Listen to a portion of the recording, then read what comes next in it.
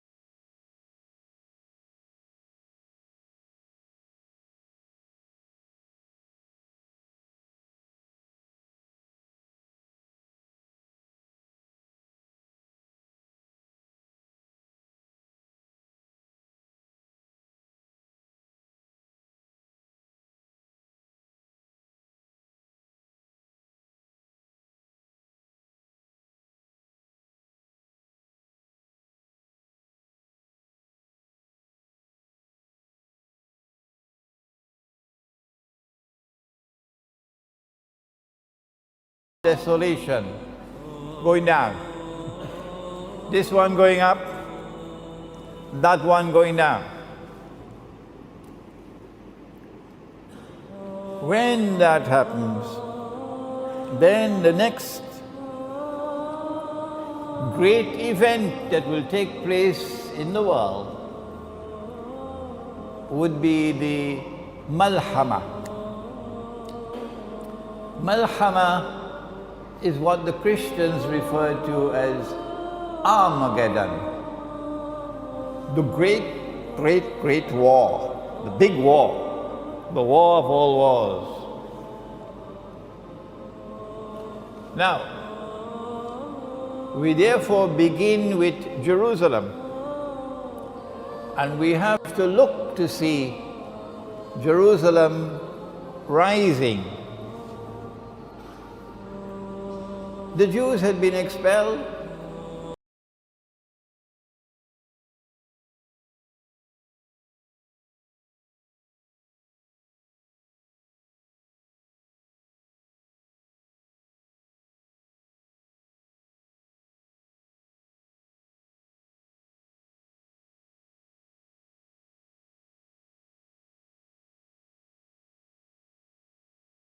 Jews come back to reclaim Jerusalem as their own. It's rising, isn't it? It's rising. Stage 3, a state of Israel is restored in the Holy Land. It's rising. And now, the rest of us know that Israel controls the United States Congress. And any American president that steps out of line, like John F. Kennedy, you know what happens to them.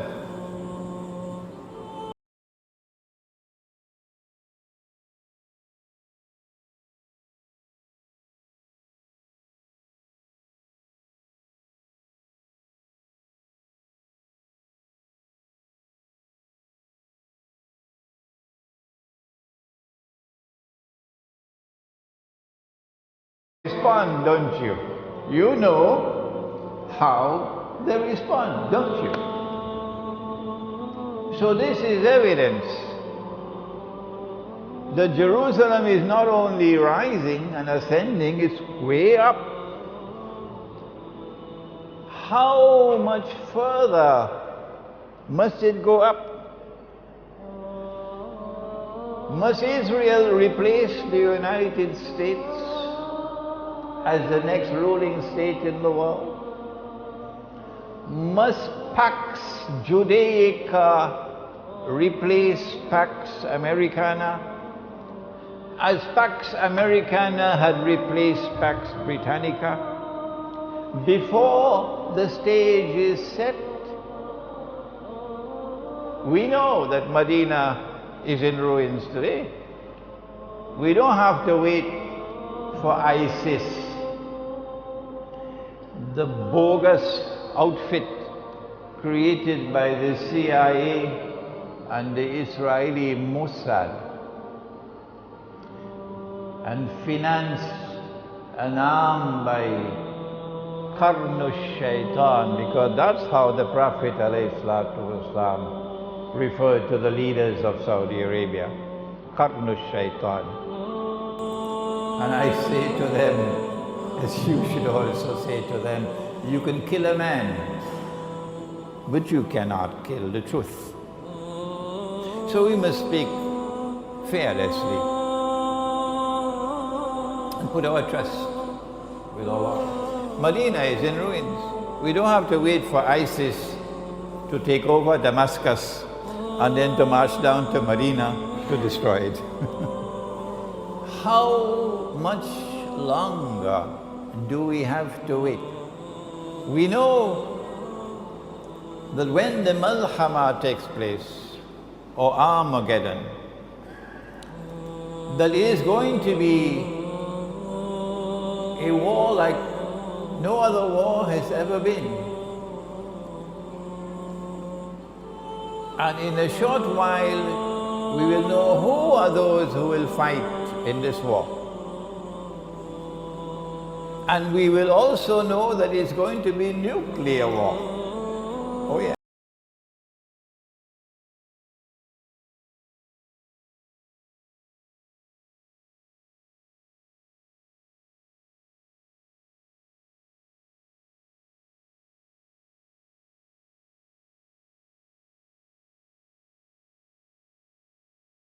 Birds flying in the sky will fall down when the Malhama takes place, because perhaps you can no longer navigate. There is too much contamination in the atmosphere, or should I use the word radiation, which is consistent with nuclear explosions.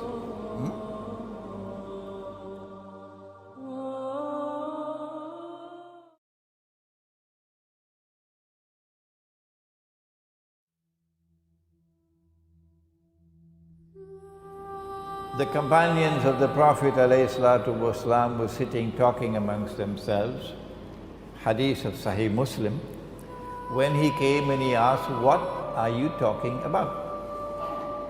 And they said, "We are talking about alamatu sa'a, the signs of the last day."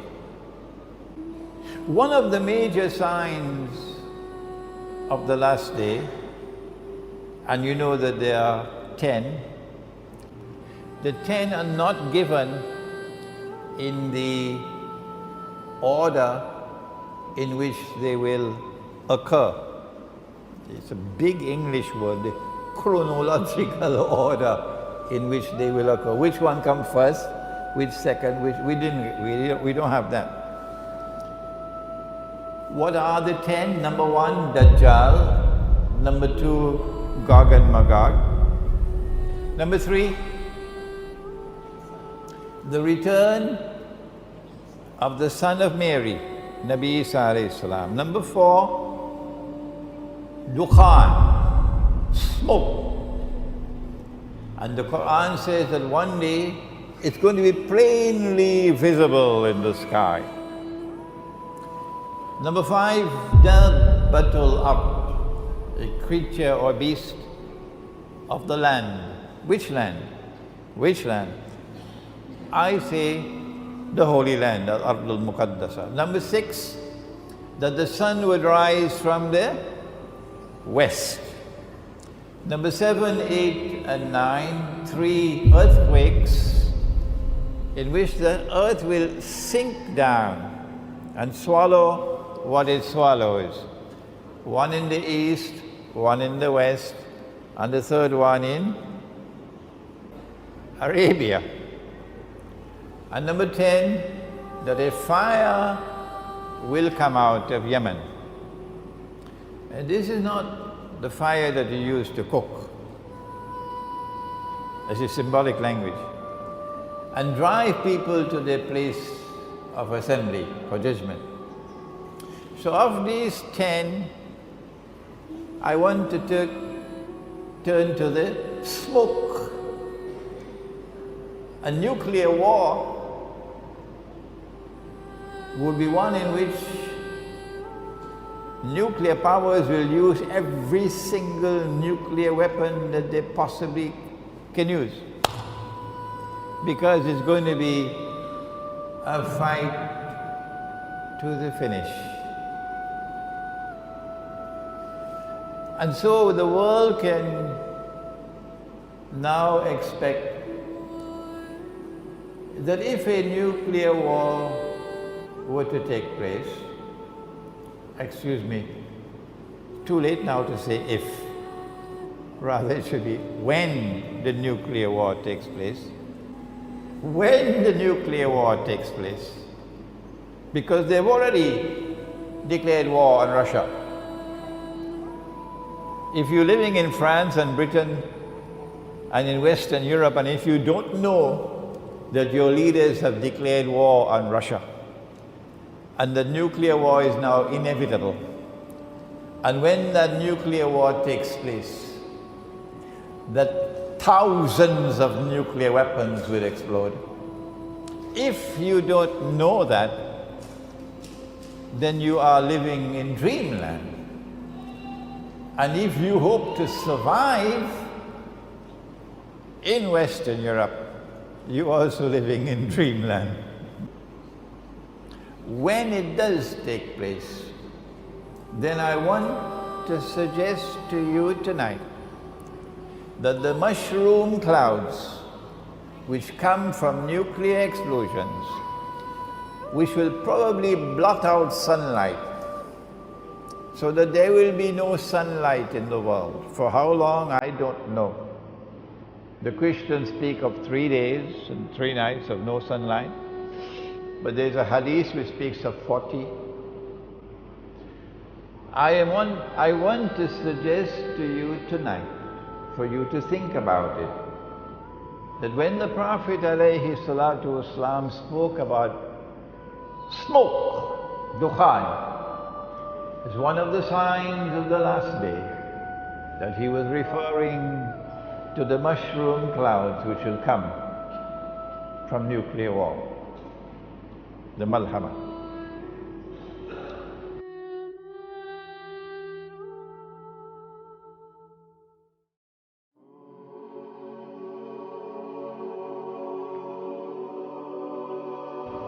And we do have an answer as to how much time is left and how will we know when the malhama will take place. I want to take you now tonight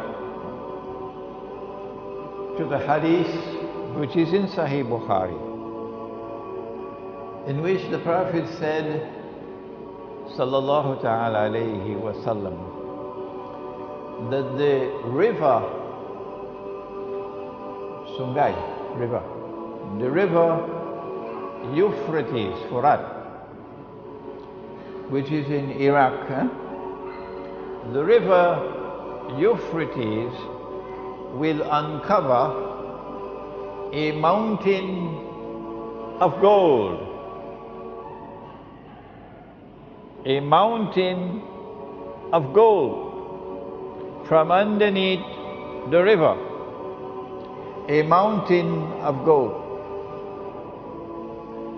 And people will fight over that gold.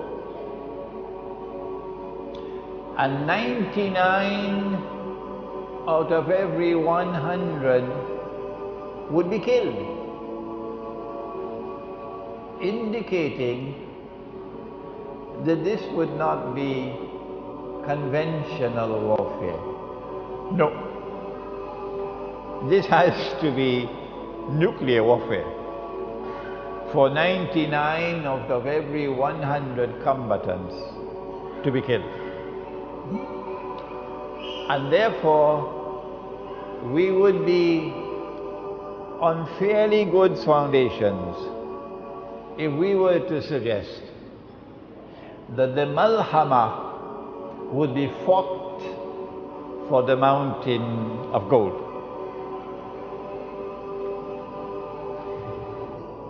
Those who will fight for the mountain of gold will all be saying, I will be the one who will survive. But the Prophet said that the Muslims who are present at that time should not touch the gold. Should not touch the gold. So if we obey the Prophet ﷺ, the implication would be Muslims would not be involved in fighting in the malhama. The malhama will involve others who are not Muslims, or those Muslims who disobey the Prophet ﷺ. They will be part of the malhama. So,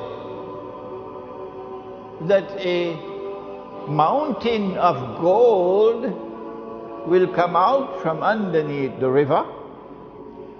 Those of you who want to have tafsir, you can wait for a long time. That one day somebody will be there with a pan and they will find a nugget of gold, and that will be the sign that the mountain of gold is going to come out now from underneath the river. That's the tafsir. There are ahadith which are given in the form of mutashabihat, and they have to be subjected to ta'wil. So the flying donkey, we know the flying donkey is here. It's the modern aircraft. And the fight for that mountain of gold is about to take place. And that's the malhama.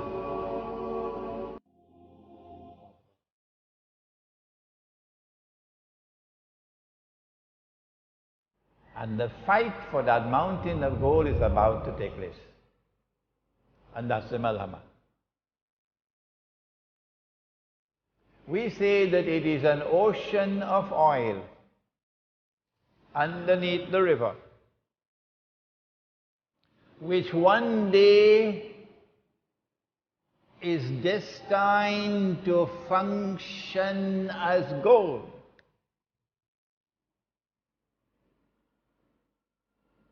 And that already happened. If you study the world of money, it will tell you something about how this money that we now use came into being. Where did this paper come from as money? When paper money first came into being, when the Bank of England was established in the 17th century, it came into being in the form of a check, or at that time it was called a promissory note, check. So I write a check, you can go and cash it. Provided that you can cash the check, no problem with the check. But if I'm writing checks and I don't have money in my account, I went to the showroom, saw a BMW, motor car, wrote a check, took the BMW, I drove out. When they went to cash the check, no money in the account. That's called fraud. You go to jail for that. So at the beginning, paper money were like checks. The problem was that the bank that was issuing the paper would sometimes issue more checks than they had cash. Cheating. And hoping and pray that everybody would not come to cash the check at the same time. So if someone comes to cash the check, they don't have the money, they will say the machine not working, or so can you come back? Yeah? So the bank would not burst. But sometimes it doesn't work and the whole thing collapses. That's what happened with the Bank of England. That happened in France, it happened many places. It's also called a Ponzi scheme. The Zionist Jews and the Zionist Christians, when they won the First and Second World Wars,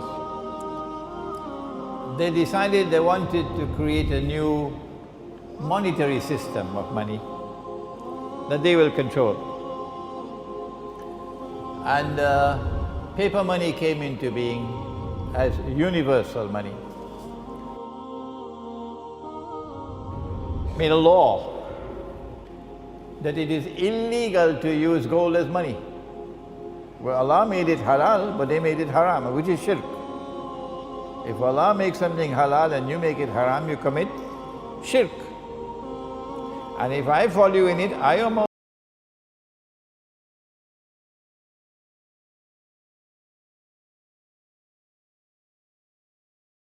word system.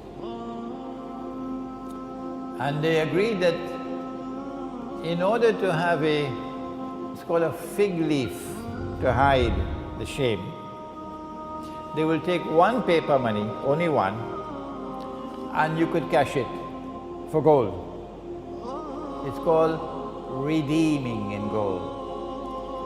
And because they wanted the United States to become the new ruling state in the world, replacing Britain, they chose the US dollar. So at Bretton Woods in 1944, the United States formally replaced Britain, and Pax America formally replaced Pax Americana. When the US dollar was chosen, that only this paper could be cashed. And the rate was 35 US dollars. When you cash it, you get 1 ounce of gold. But that was only a fig leaf. The rest of the world of paper money was only paper. You could convert it to US dollars. So when you ask, what is the value of the Malaysian ringgit? No one will say, well, the Malaysian ringgit is worth so many Pakistani rupees. Huh? Or the Malaysian ringgit is worth so many Bangladeshi taka. No! Malaysian ringgit is worth so many US dollars. Huh? Because all the rest of the paper money in the world must now make sajda before the US dollar. Good.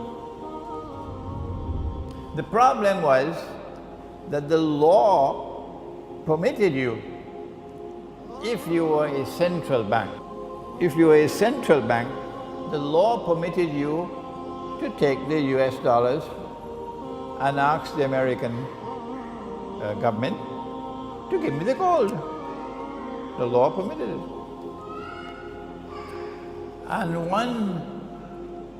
only one leader in the world, and he was Muslim, General Charles de Gaulle. He was not at all happy with an unjust monetary system which gave an unfair advantage to the United States over France. Charles de Gaulle was not so much concerned about the fact that you could take paper and make money. What he was concerned about was This was advantageous to the United States and disadvantageous to France. So he decided to sabotage the system. So he kept on giving the United States dollars and demanding the gold. Nobody else dared to do that. Nobody else dared to do that. Because you know, the United States has a big stick. But Charles de Gaulle kept on doing it until they removed him from power, the Zionists. He stood up in the French National Assembly and gave a powerful address condemning this monetary system. No Muslim leader ever did that. But we have to pause to give tribute to one man. The world has forgotten him, Ahmad Sukarno. One man, only one, in the whole world of Islam, only one. And Ahmad Sukarno, who today is forgotten even by his own people. He was so against this monetary system that he took Indonesia out of the IMF. And he took Indonesia out of the United Nations. And there are Muslims today who are so, to use a polite word, ignorant, that they would criticize Ahmad Sukarno for taking Indonesia out of the UN and out of the IMF. But Imran Hosein says this is the one leader that the world of Islam could be proud about. Finally, in September 1971, after Charles de Gaulle had been removed, the French government again went to the United States with US dollars and demanded the gold. But now the United States realized that the game was up. They had printed too much paper and they didn't have the gold. Normally you should send the United States to jail. But who can do that? Huh? So what?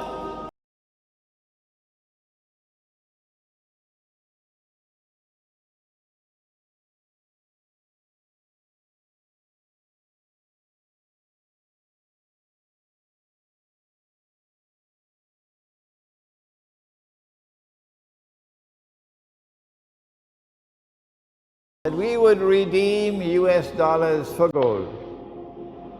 But we don't have to keep our word. We're not going to do it anymore. So now, no currency, no paper in the world, none, can be cashed. You just write checks and that will be your money. Who could write the most checks? Will have the most money. Huh? So get a checkbook and start writing checks. The problem is, if you have an American checkbook or a French checkbook or a German checkbook or an Australian checkbook or a Singaporean checkbook, you could write checks. They call it hard currency. But if you have a Bangladeshi checkbook or a Pakistani checkbook, you can write as many checks as you want. You cannot even buy a cup of coffee in Manhattan. See? So now you have a bogus monetary system which gives to the enemies of Islam the capacity to make as much money as they want by simply writing checks, so that the donkeys in the world accept the checks. You don't have to work anymore to get money. No. In a world filled with donkeys, all you have to do is write checks. You could buy all the oil of Saudi Arabia free of charge. All you have to do is to get paper and pen and write checks. But this is a risk you're taking, because it's a house of cards. It could collapse. Once you had the gold, you had some security. But now the gold is no longer there. So from 1971 to 1973, they're searching for something to keep the house of cards strong.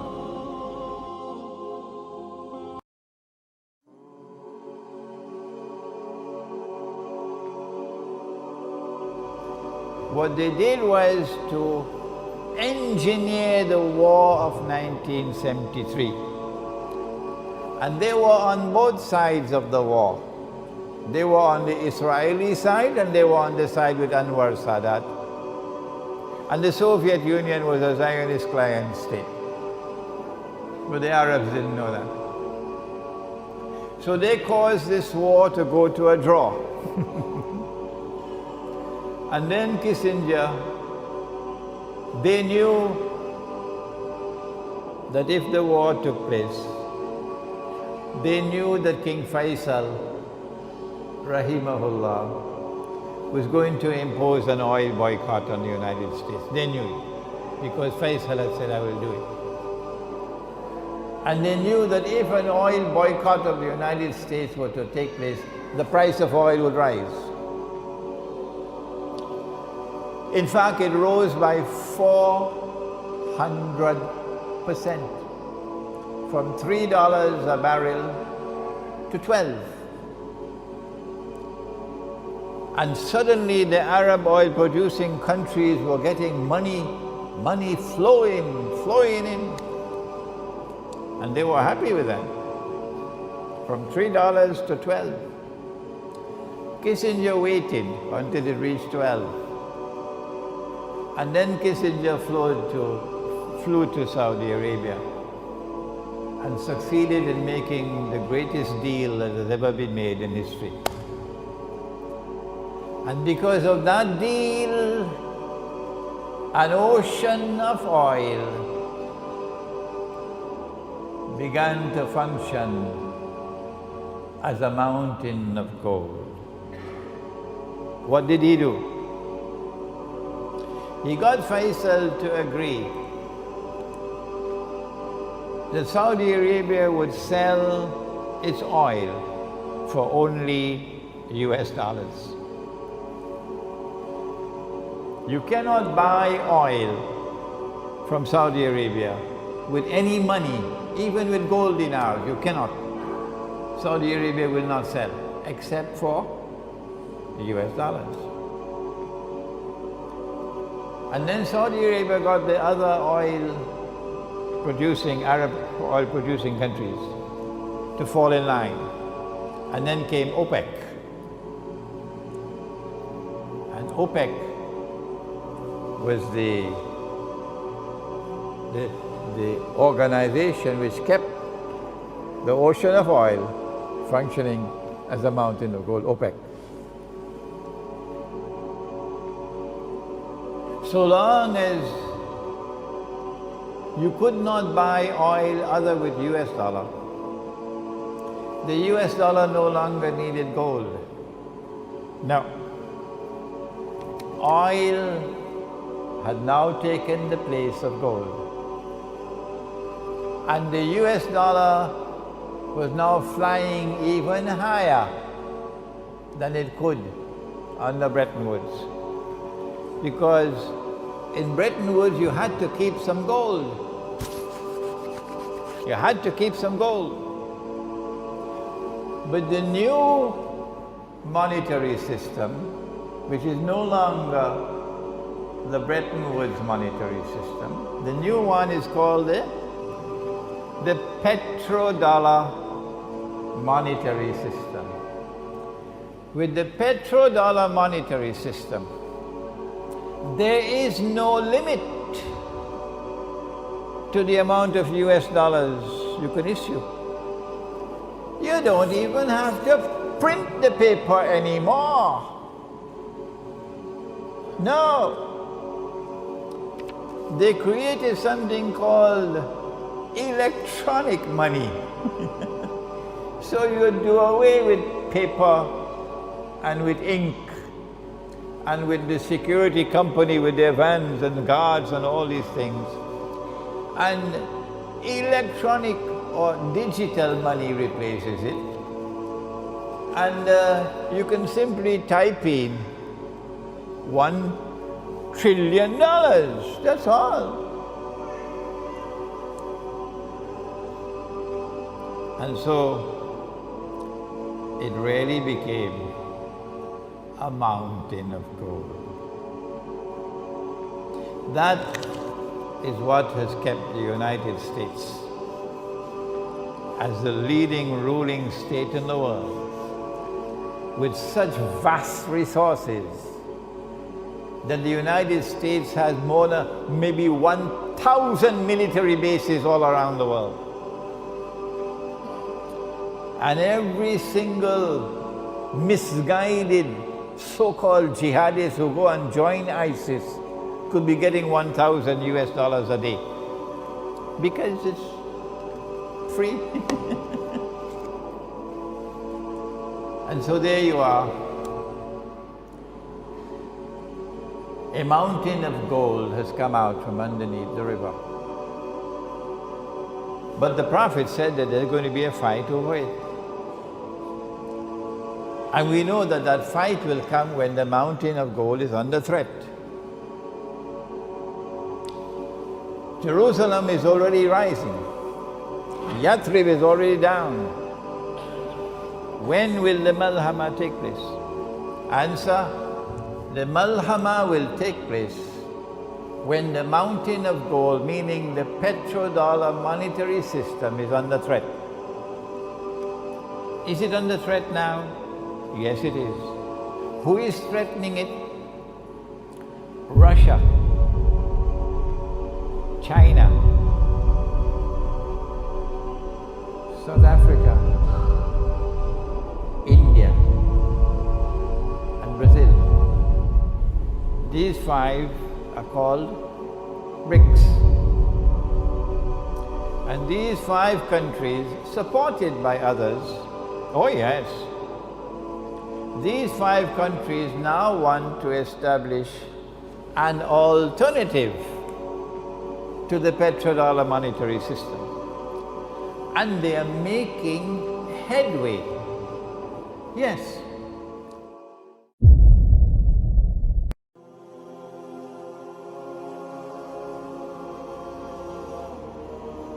And now the stage is set, where it will not be long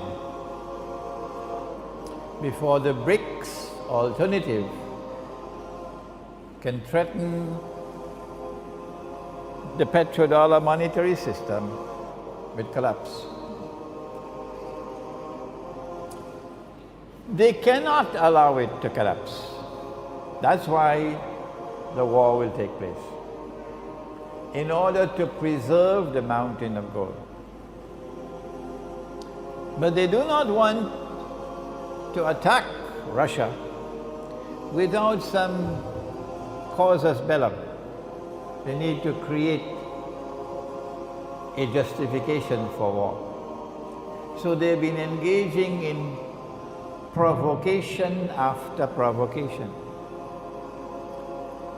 And the greatest provocation of all that you can give to Russia is to get Ukraine under a pro-Western government and get Ukraine to join NATO. And Ukraine is next door to Russia. So they knew that if they could get regime change in Ukraine, it will lead to war. And they got regime change in Ukraine last December. No, sorry, 1 year ago. 1 year ago. What they did not calculate for was that Russia would respond the way she did. Russia responded by recovering Crimea. And when you study my lectures on Islamic eschatology, you'll understand that Crimea is of pivotal importance for the conquest of Constantinople. And that's what Russia now has, Crimea. The longer they wait to attack Russia, the stronger will Russia now become, projecting power in the whole of the Black Sea area. And so my conclusion is that they have already declared war on Russia. That's what the economic sanctions are.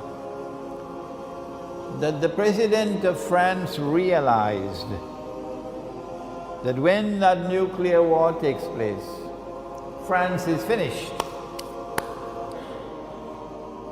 And so the President of France was the first voice to be raised just a few days ago to say, no, I think we should remove the sanctions on Russia, because he realized that this is going to lead to nuclear war. But the Zionists had other plans, and that's why the two men came with hoods over their head, and they killed the 12 people. And then they went to some kosher restaurant, and they left, you know, to say, well, we are ISIS or we are Muslims and so on. It happened so many times already in the past, to put the blame on Muslims. And now France is in uproar. So the French president has to forget what he said about sanctions against Russia. When the nuclear war takes place,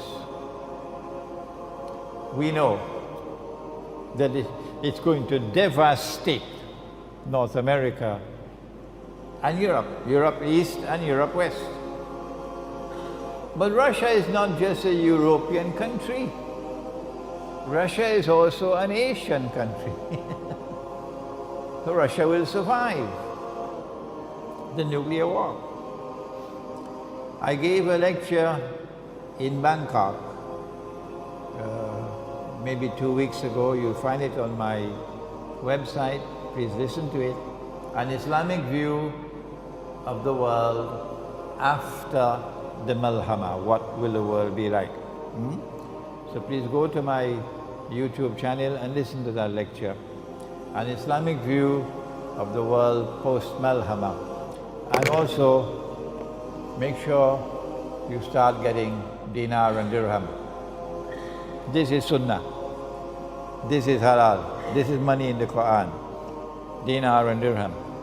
The price of gold has gone down now because the price of oil is being deliberately taken down in order to sabotage Russia. So this is the time for you to buy gold and buy silver, dinar and dirham. And they're being minted now in Malaysia, so there's no excuse, you can get it easily.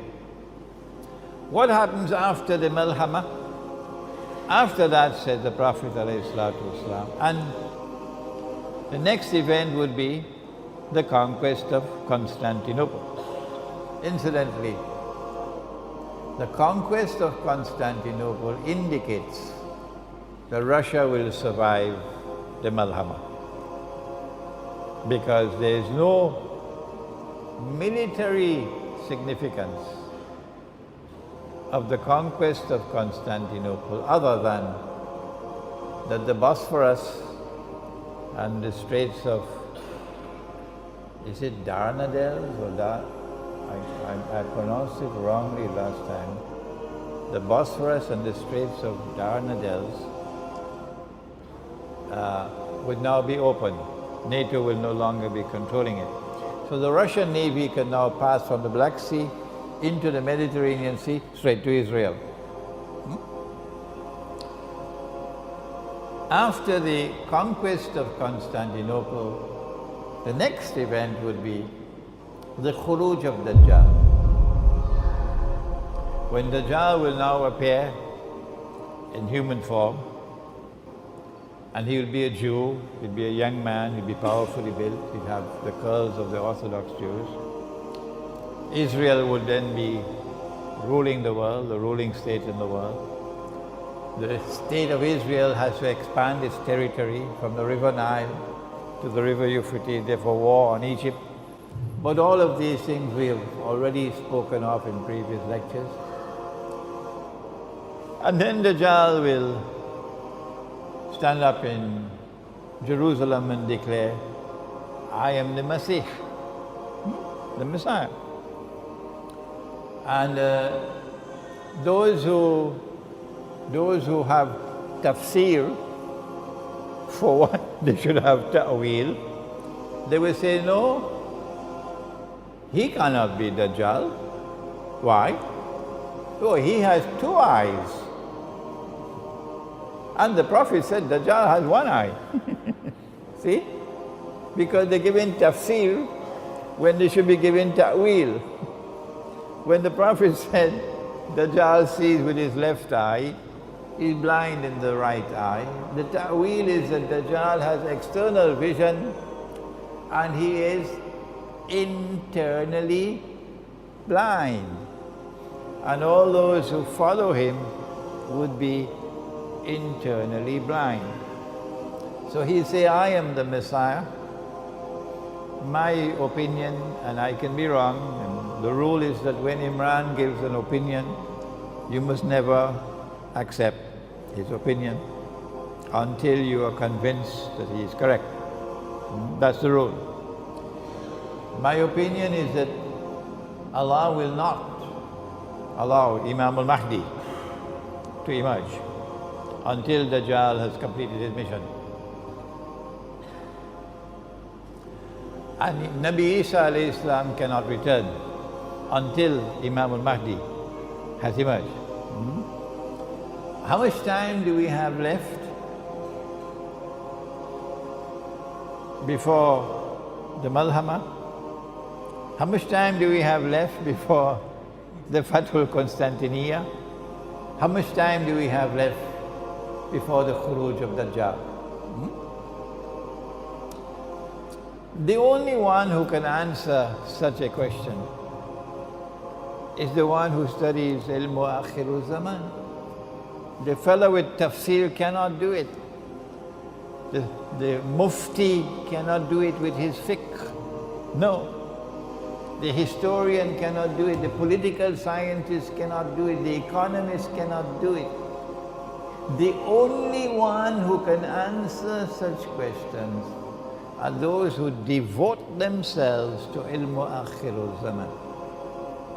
That is how important this subject is.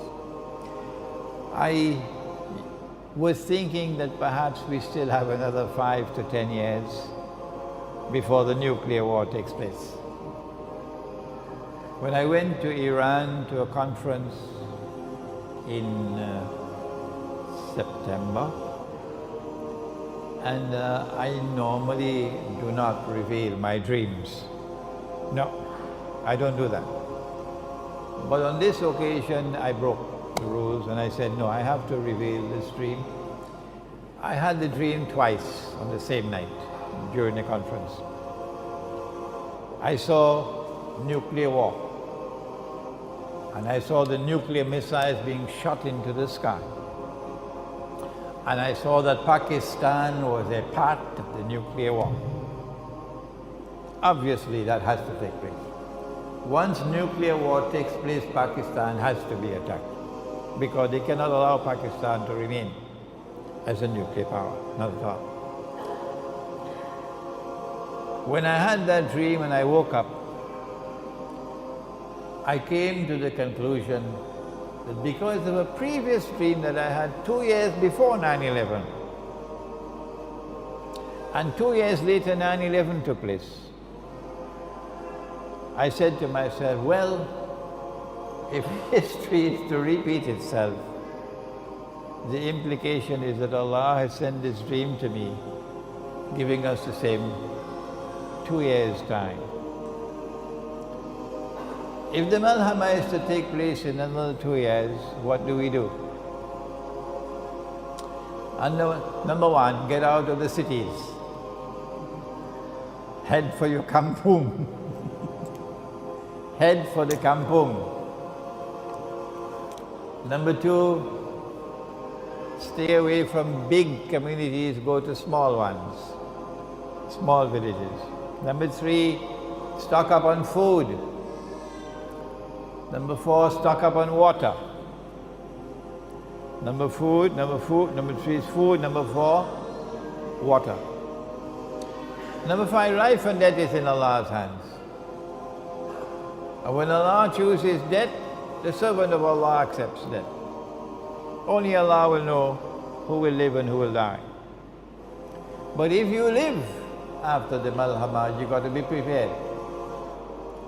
After the Malhama, the big cities are going to be the worst place in the world to live. Why? A city of 20 million people cannot feed itself. It gets its food from outside. It gets its water supply from outside. Like Karachi.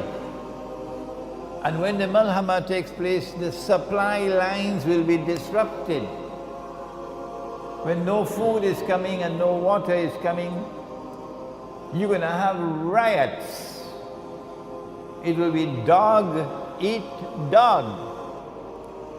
People will be breaking down the doors of your home and coming into your home to steal your food and your water. Nowhere can you hide it. So if you live in the cities, it's going to be anarchy. It's going to be hell in the cities. And on that day when hell breaks out in the towns and cities, on that day when all hell breaks out in the towns and cities, then you will remember Suratul Isra, where Allah says, وَإِن مِّن قَرْيَةٍ إِلَّا نَحْنُ مُهْلِكُوهَا قَبْلَ يَوْمِ الْقِيَامَةِ أَوْ مُعَذِّبُوهَا عَذَابًا شَدِيدًا كَانَ ذَلِكَ فِي الْكِتَابِ مَسْطُورًا. And not a single town and city will escape. We'll destroy them all. And those which are not destroyed will be punished with terrible, terrible punishment. And this is something inscribed in the book. So when the Malhama takes place, wait to see what's going to happen in the big cities and towns. So safety lies in getting out, withdrawing, going to the remote countryside, and stocking up on food and on water. And then comes the conquest of Constantinople. And I believe that is why they created ISIS. I don't think they created ISIS primarily to remove Assad. No, I think they created ISIS more to sabotage the Muslim army, which will move to conquer Constantinople. Because ISIS will stand in the way from Arabs joining that army, joining with the Turkish Muslims in the effort to break the back of NATO and liberate Constantinople from NATO control. That's why they created ISIS. But if Allah has ordained that it will happen, it will happen. Constantinople will be conquered on the basis of an alliance of Islam, Muslims and Rome. And we do not have the time tonight to enter into a discussion on that subject of the alliance with Rome. After the conquest of Constantinople, we have the Khuruj of Dajjal. It's time for you to study the subject of Dajjal. This book of mine, Jerusalem in the Quran, has a chapter in it on Dajjal, and this book is translated into Bahasa. Please now, after tonight's lecture of an introduction to Ilmu Akhiru Zaman, take some time to read the books I've written. Listen to the lectures on YouTube. You can download them free of charge. And begin to study the subject and take the Quran and start to use the Quran to study and understand the world in which you're living today. And I pray that from Alam Imtihang may come out scholars who tomorrow will be able to teach the subject of Ilmu Akhiru Zaman. ربنا تقبل منا إنك أنت السميع العليم وتب علينا يا مولانا إنك أنت التواب الرحيم برحمتك يا أرحم الراحمين آمين.